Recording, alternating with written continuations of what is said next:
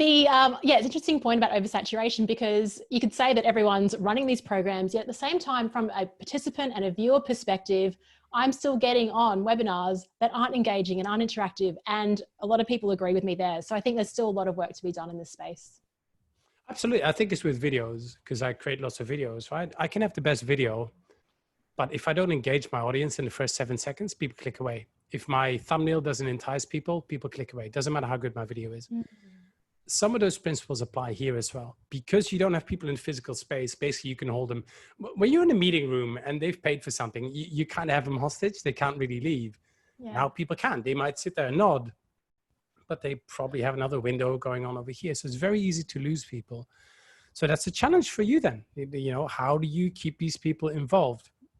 Energizer could be one, but I don't think it's just that. It's having better conversations and doing that in a way where the distance or where the screen and the technology does not become a hurdle. You make that easy. The answer isn't technology. The answer is how we use it, I think. Love that. Yeah, yeah, totally agree.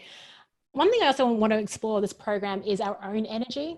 So I've been on calls and I'm looking at the little postage stamp people on my screen, like the little Harry Potter kind of, you know, when Harry Potter, the profile image just moves around and you think, are they even listening? They look like they're tapping out.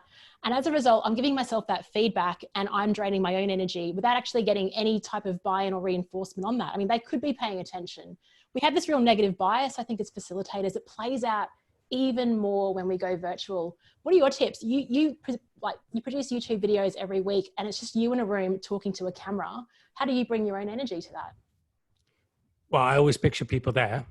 Every time I create a video, I'm thinking of somebody or a group of people I'm talking to. So that makes it really interesting. Two, you just learn to be a lot more engaging, because I know by being engaging on camera, you draw in people more. That's just the way it is. I mean, if I'm just a talking head speaking in a certain monotonous way, that's not going to fly. You already see very little of my body. So just by moving a bit more, by doing different shots, I can engage people more. And the other thinking is, I don't think as facilitators, we have to always take all the responsibility for keeping people involved and engaged. We're not dealing with kids. No, I hate that when people say that, I'm not here to entertain you. I do my best as a facilitator, and the people I work with as well do our best to make sure it's engaging, that we get you from A to B, we get you through problems, we have better conversations, we create a safe environment. But it's teamwork. And hey, you know what? At the end of the day, if you want to sit there and don't engage, that's your call. There's nothing I can really do about it. I can make it as interesting as possible, but I don't think it's just my responsibility. If you don't want to play along, it's on you, not me.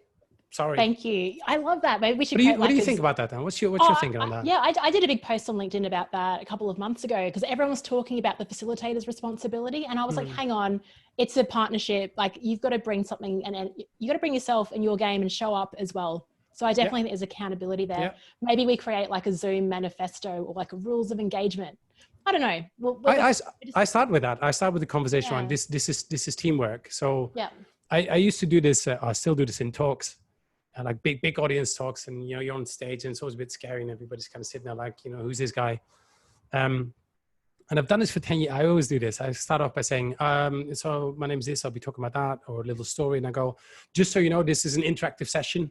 I brought a little interaction bell, so I always bring this one.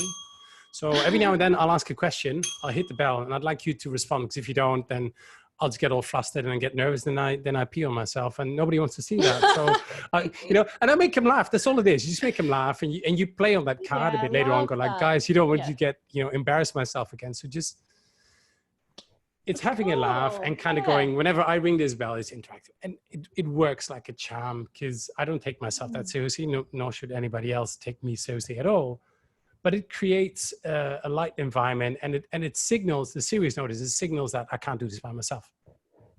You're in this with me, so either come along or don't waste your time. Yeah, and the second we have that mindset of it's not all about us and we have to deliver the goods, I think that's something really powerful that we need to sort of talk more about, and how we manage that. And I think cool tools like just simple phrases like that and a ringing bell can really make a difference. And it's not learning another piece of software. So Yuri, I'm excited to be working on this with you and just continue talking about the problems and what we're seeing, pain points. If you're interested in knowing more about this, click the link below to find out more. and get on the wait list. We'll send you through more information, and also comment and just share. What are you noticing? Are things getting better for your webinars or worse? What's happening for you?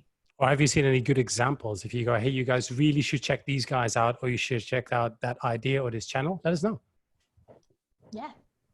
Thanks, everyone. Okay. Shall we wave? People wave, right? We do. Bye. Bye. Bye. Jazz hands. Yeah, spirit fingers.